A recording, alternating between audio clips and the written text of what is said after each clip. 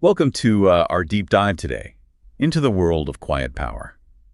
We're exploring the unique strengths and experiences of introverted young people, as detailed in Susan Cain's book.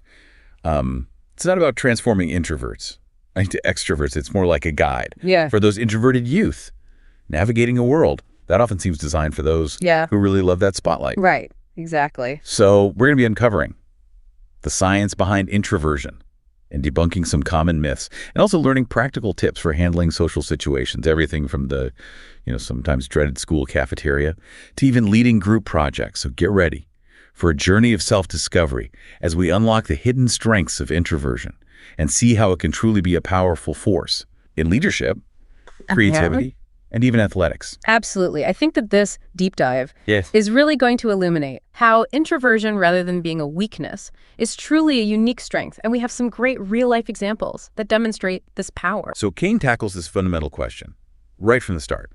And it's, how is introversion different from shyness? And I found it fascinating how she makes a distinction between the fear of social judgment is shyness, while introversion actually centers around how an individual responds to stimulation and their preferred methods of recharging. And what's captivating is Cain's explanation of introverts' heightened sensitivity to stimulation because of their nervous system. This makes perfect sense, considering how easily overwhelmed they can feel in places like bustling cafeterias or crowded parties. Precisely. And this understanding helps us grasp why introverts flourish in calmer, more serene settings where they can concentrate and replenish their energy. Cain uses a great scientific example to illustrate this point. She talks about the psychologist Hans Eysenck, who conducted an experiment using lemon juice as a stimulant, and he observed the physiological responses of both introverts and extroverts. And his findings were pretty astounding. The introverts exhibited a much more pronounced physiological reaction to the lemon juice compared to the extroverts. So there's concrete evidence that their nervous systems are wired differently. Wow. It makes you wonder how these introverted young people navigate those unavoidable social whirlwinds, like the school cafeteria, for instance. Well, the book delves into this very anxiety-provoking scenario through the eyes of Davis, a shy sixth grader who personally experiences the sensory overload of the cafeteria. The way Cain describes it, you can almost feel the cacophony of sounds, the pressure to conform, and that overwhelming feeling of being an outsider, even for those not new to the school. However, Cain does make a really crucial point. Even those students who appear outwardly confident and sociable may harbor similar insecurities beneath the surface. It's a good reminder that we all face personal challenges, and judging solely on outward appearances can be very misleading. Speaking of observations, I was particularly struck by the emphasis Cain places on introverts' exceptional ability to observe and reflect deeply. Yeah, this strength is often overlooked, but it allows introverts to absorb details that others might miss while preoccupied with constant interaction. And the example of Misty Copeland, the celebrated ballerina, perfectly illustrates this point. She didn't start formal ballet training until the relatively late age of 13. That's right, and despite this unconventional start, her remarkable success can be attributed to her keen ability to observe and internalize choreography. She really honed her skills through focused attention and deliberate practice, ultimately reaching extraordinary heights. Wow, it really does highlight how quiet observation can be a catalyst for exceptional talent. Certainly. And this inclination towards observation and reflection seamlessly translates into how introverts approach communication, especially in the classroom. Ah, yes. Class participation, often the dreaded nemesis of many a quiet student. Right. Cain actually challenges that traditional overemphasis on verbal participation, and she proposes that introverts may possess brilliant ideas, but they require time to articulate them effectively. It's almost like they need a moment to process that information internally before they actually feel prepared to share their thoughts. Exactly. And she presents a scenario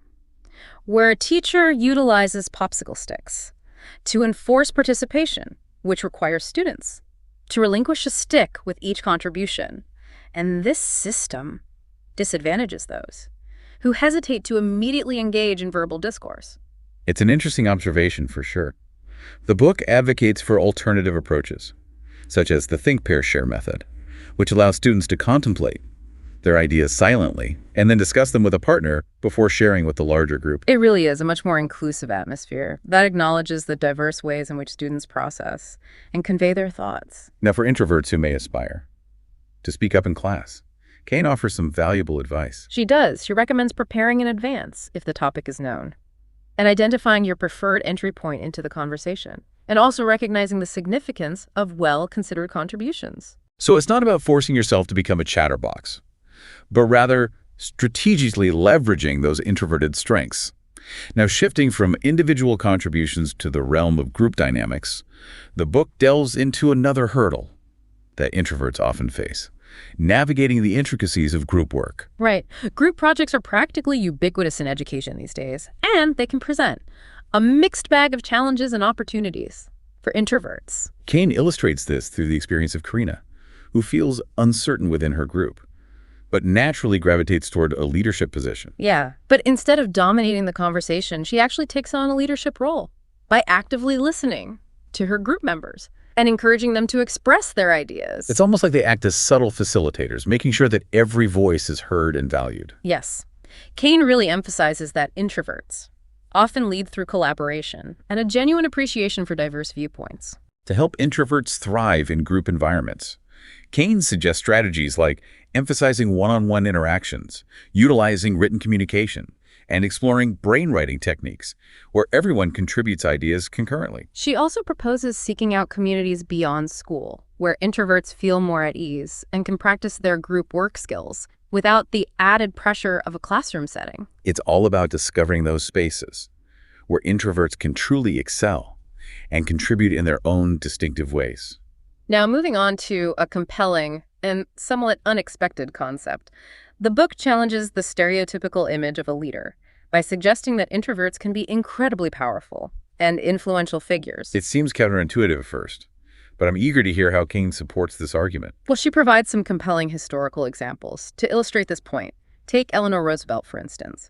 She transformed from an exceptionally shy child into a prominent human rights advocate and first lady. Remarkable to think that someone who once struggled with shyness could have such a profound impact on the world. Her journey really dismantles that notion that leadership necessitates boisterousness and presents the idea that quiet, thoughtful action can be equally, if not more, effective.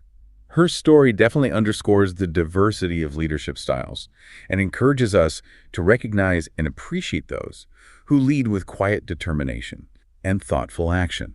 And this brings us to another intriguing concept explored in the book: the potential for introverts to become agents of social change. Right. It might come as a surprise to some, but Cain argues that introverts with their sharp observational skills, meticulous planning, and genuine passion for causes they believe in can be remarkably effective change makers. And the book revisits the story of Davis, the shy sixth grader we met earlier, and it chronicles his journey to becoming student body president and how he utilizes his observations and thoughtful ideas to implement positive changes within his school. It truly demonstrates the quiet power within introverts to make a tangible difference in their communities, even starting from a place of shyness or uncertainty. They might not be the ones making those grand pronouncements, but their quiet strength and unwavering commitment can lead to meaningful and lasting transformation. It serves as a call to action, urging introverts to embrace those unique strengths and utilize them to create a better world.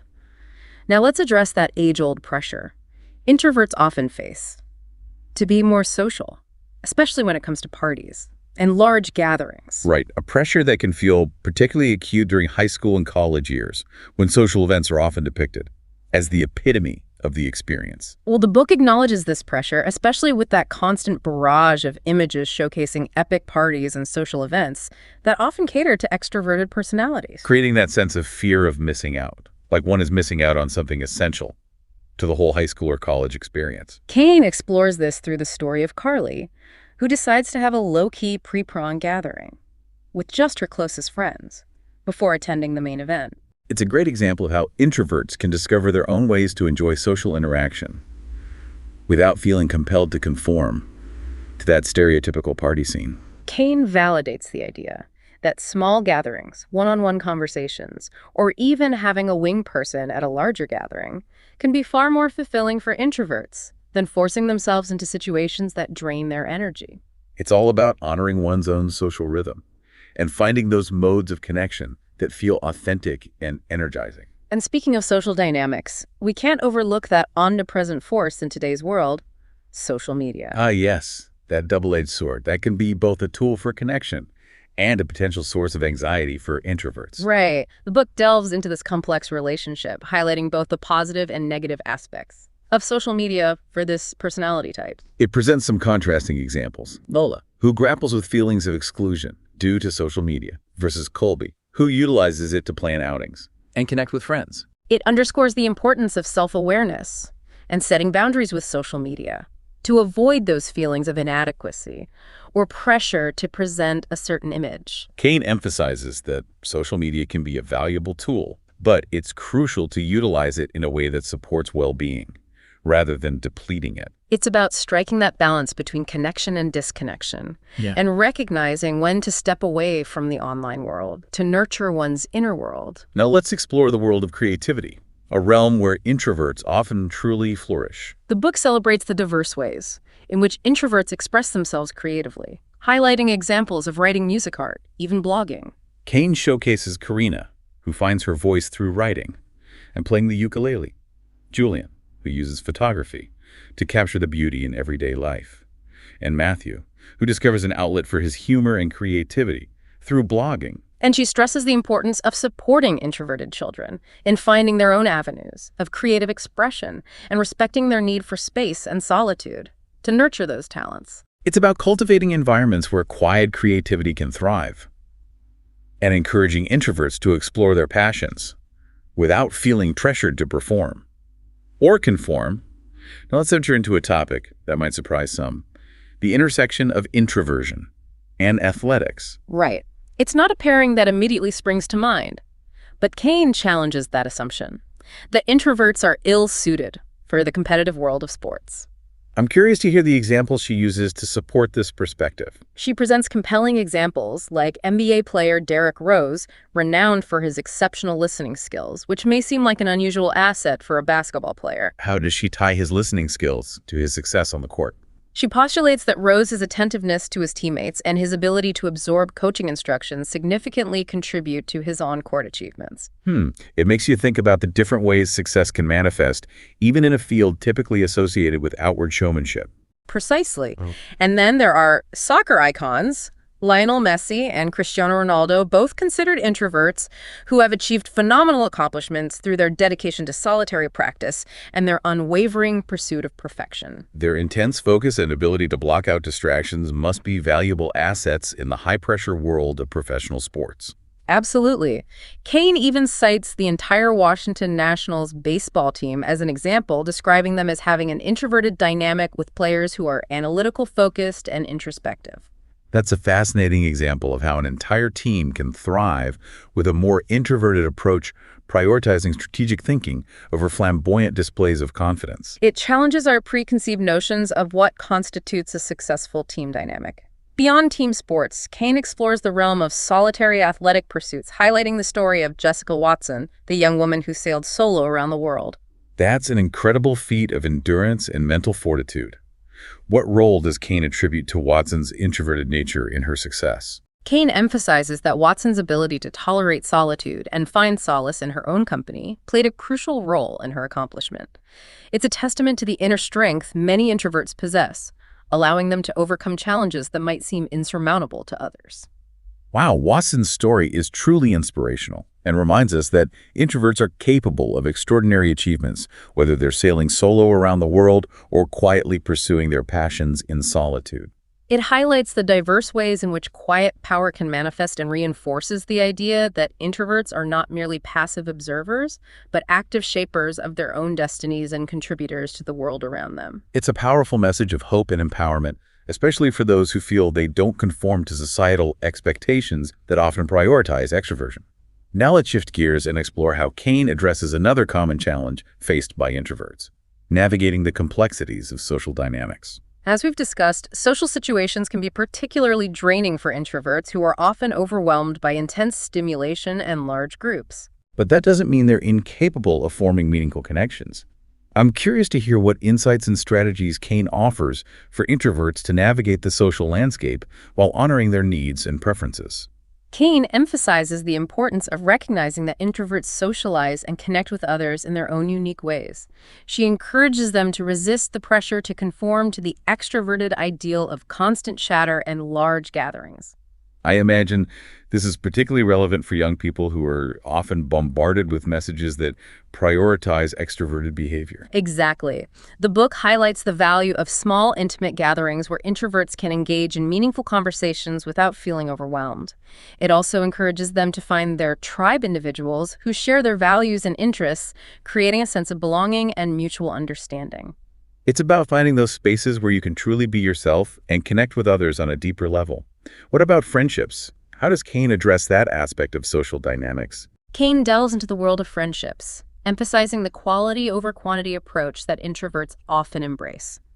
She encourages them to cultivate deep, authentic connections with a few close friends, rather than spreading themselves thin trying to maintain a vast network of acquaintances. That resonates with my own experience. I've always found more fulfillment in having a few close friends with whom I can share my thoughts and feelings openly. It's about nurturing those relationships that bring you joy and support. But what about those situations where introverts find themselves in large social settings? Does Cain offer any advice for managing those experiences? Absolutely. The book offers helpful tips for managing energy levels in those situations. Cain suggests finding a quiet corner to recharge, having a wing person for support, and setting limits on how long they stay. Those are practical strategies that can make a big difference in making those events feel less overwhelming.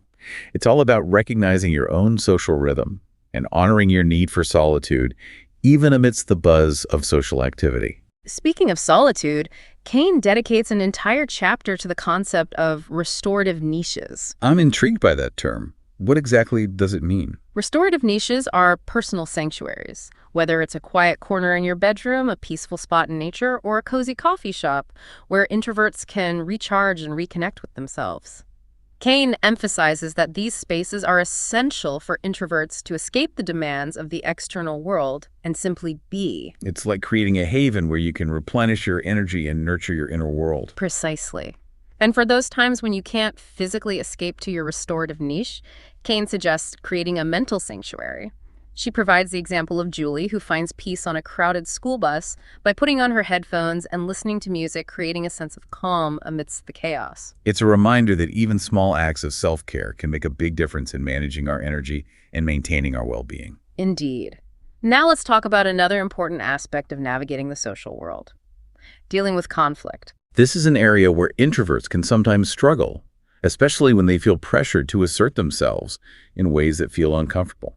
Cain acknowledges this challenge and emphasizes the importance of finding assertive strategies that align with introverts' natural strengths. She provides examples of techniques like using I statements to express your feelings and needs, setting clear boundaries, and practicing active listening to understand the other person's perspective. It's about finding a balance between honoring your own needs and respecting the needs of others. Exactly. And sometimes that might mean choosing to disengage from a conflict altogether if it's not productive or if it's draining your energy. Knowing when to walk away is an important skill in itself. Absolutely. Now, as we wrap up this part of our deep dive into quiet power, let's revisit one of the most empowering messages that resonates throughout the book: the idea that introversion is not a limitation, but a unique and valuable strength. I find that message incredibly reassuring, especially in a world that often seems to prioritize extroverted qualities. Cain encourages introverts to embrace their quiet power and use it to make a positive impact on the world. It's about recognizing that quiet strength can be a catalyst for change, and that introverts have a vital role to play in shaping a more thoughtful, empathetic, and just world.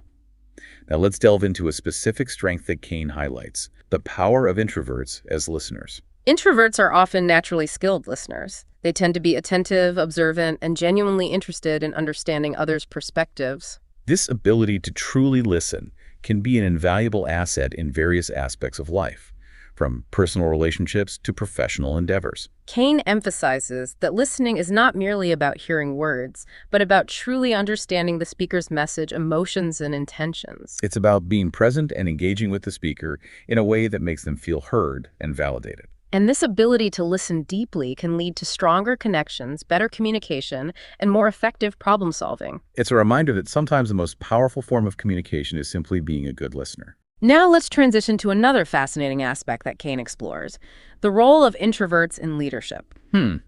This might seem counterintuitive to some, as leadership is often associated with extroverted qualities like charisma and assertiveness. However, Cain challenges this conventional view and presents a compelling argument for the unique strengths that introverts bring to leadership roles. I'm eager to hear more about this perspective.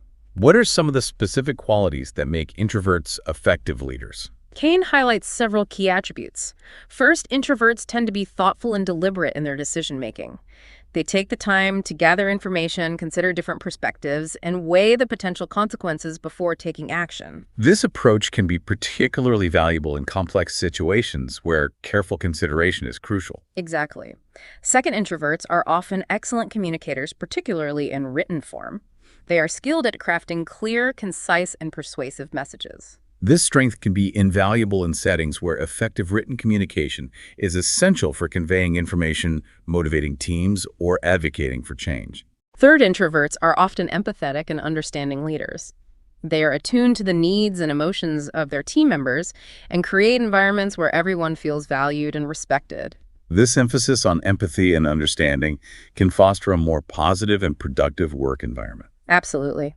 And finally, introverts are often humble and willing to learn from others. They don't feel the need to dominate or prove themselves, and they are open to feedback and suggestions. This humility and willingness to learn can create a culture of continuous improvement and growth within a team. It's about recognizing that effective leadership comes in many forms, and that introverted qualities can be just as valuable as extroverted ones. Now let's shift our focus to a topic that's particularly relevant in today's digital age: the relationship between introverts and technology. Technology can be both a blessing and a curse for introverts. On the one hand, it can provide a sense of connection and community, especially for those who feel isolated or misunderstood in the offline world. I can see how online platforms can provide a safe space for introverts to express themselves and connect with others who share their interests. Exactly. But on the other hand, technology can also be overwhelming and draining for introverts, especially with the constant barrage of notifications, messages, and demands for attention. It's a delicate balance. How does Cain suggest introverts navigate this complex relationship with technology? Cain emphasizes the importance of being mindful and intentional in your use of technology. She encourages introverts to set boundaries, limit their screen time, and prioritize face-to-face interactions whenever possible. It's about finding a balance that supports your well-being rather than depleting it. Now let's delve into another aspect of introversion that Cain explores: the concept of sensitivity. Introverts are often highly sensitive individuals, both emotionally and physically. They tend to be more attuned to their surroundings, pick up on subtle cues, and feel things more deeply than others. This sensitivity can be both a strength and a challenge. Exactly. On the one hand, it can make introverts more empathetic, compassionate, and insightful. They are often able to connect with others on a deeper level and understand their needs and feelings. But on the other hand, sensitivity can also make introverts more susceptible to feeling overwhelmed, stressed, or hurt. Cain acknowledges this duality and emphasizes the importance of self-care for sensitive introverts. She encourages them to create environments that support their well-being, find healthy ways to manage stress, and surround themselves with people who understand and appreciate their sensitivity. It's about honoring your needs and creating a life that nourishes your sensitive soul. Now let's transition to a topic that can be particularly challenging for introverted young people: navigating the school environment. Schools are often designed with extroverts in mind, with an emphasis on group work, class participation, and social interaction. It can be a tough environment for introverts who thrive in quieter, more contemplative settings. How does Cain suggest introverts navigate this challenging landscape? Cain provides several strategies for introverts to thrive in school. First, she encourages them to advocate for their needs. This might mean talking to teachers about alternative ways to participate in class, seeking out quiet spaces to recharge, or finding ways to personalize their learning experience. So it's about taking ownership of your education and creating an environment that supports your learning style. Exactly. Second, Cain suggests finding ways to connect with like-minded individuals. This might involve joining clubs or activities that align with your interests, or seeking out mentors who understand and appreciate your introverted nature. It's about building a support system that can help you navigate the challenges of school. Third, Cain encourages introverts to embrace their unique strengths.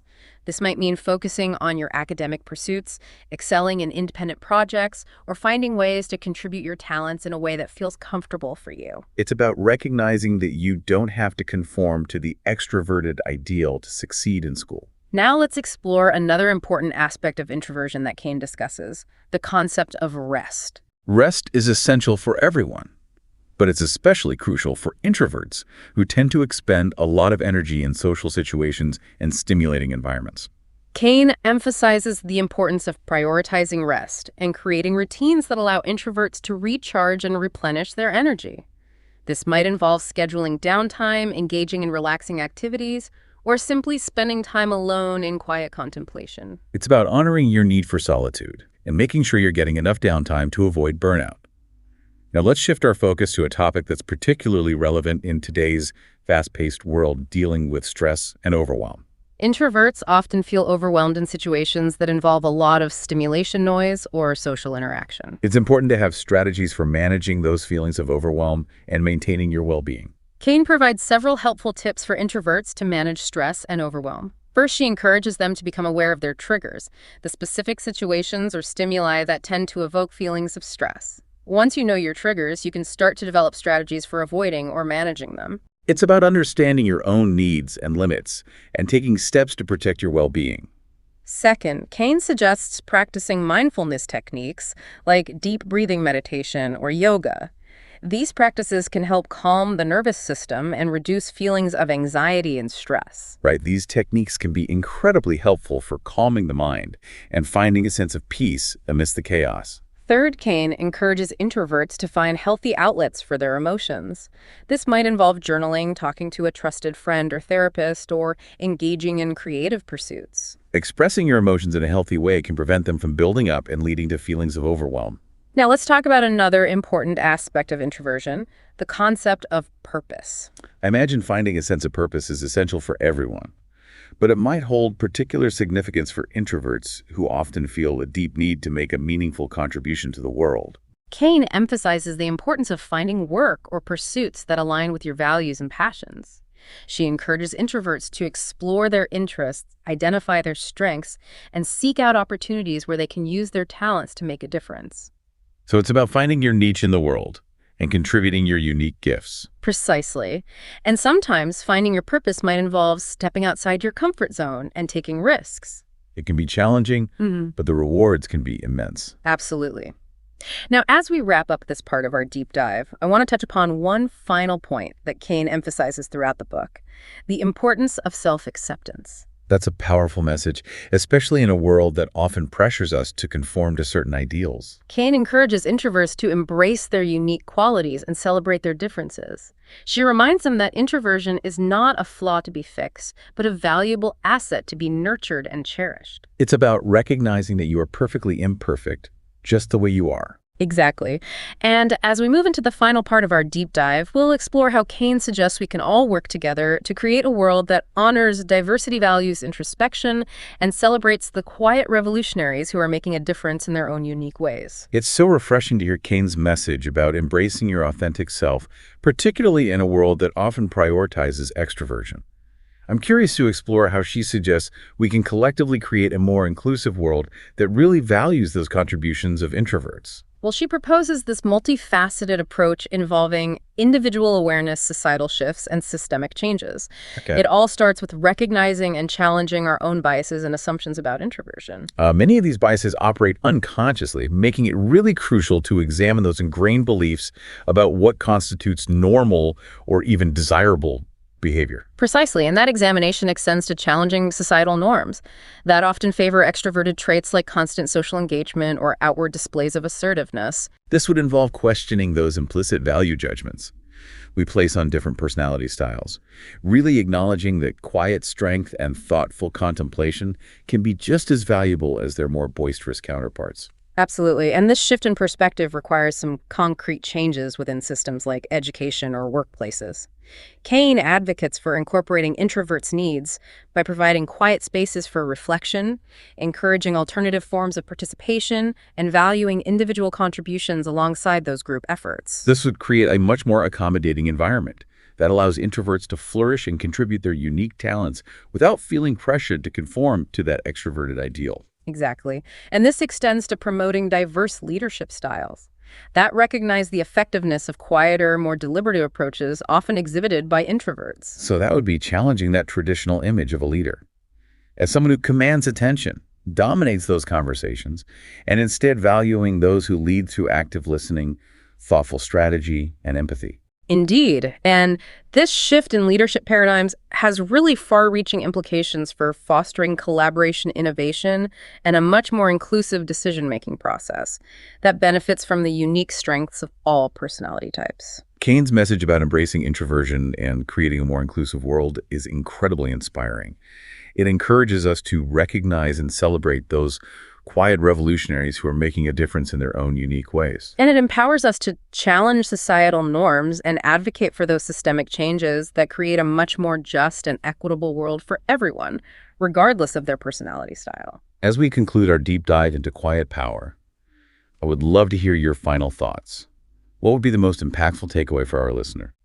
Well, I think the most potent message that resonates throughout this entire book is that introversion is not a limitation, but rather a source of immense strength and potential. Right. Embrace your quiet power, cultivate your restorative niches, and step into the world knowing that your unique perspective and contributions are truly invaluable. This deep dive has been incredibly enlightening. It's definitely prompted me to reconsider my own assumptions and truly appreciate the power of introversion in all its forms. And I'm confident that our listener will walk away with a newfound understanding of themselves and the world around them. I think so too. Quiet power offers such a profound message of hope and empowerment, encouraging us all to recognize and celebrate the quiet revolutionaries who are shaping our world in their own remarkable ways. Before we go, you mentioned at the start of our deep dive that you wanted to provide a 10-point summary for our listener as we wrap up. Oh, right. I almost forgot. So here is a 10-point summary of the key takeaways from our deep dive into quiet power. Number 1, introversion is not shyness. It's about how you respond to stimulation and how you recharge. Number 2, introverts' nervous systems are more sensitive, making them thrive in calmer environments. Number 3, introverts are often strong observers and deep thinkers, leading to very insightful contributions. Number 4, traditional class participation methods can disadvantage introverts, so alternative approaches are needed. Number 5, introverts can be effective leaders by fostering collaboration and valuing diverse perspectives. Number 6, quiet strength is a real and very powerful form of leadership, as we've seen exemplified by figures like Eleanor Roosevelt.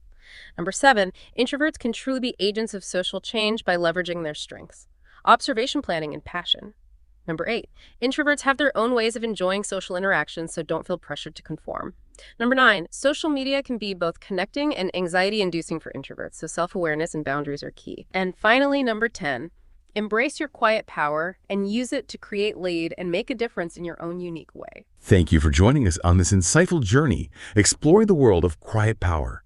We encourage you to continue reflecting on these ideas that we've discussed and to really embrace the power of introversion in your own life. Until next time, keep exploring, keep learning, and keep shining your quiet light.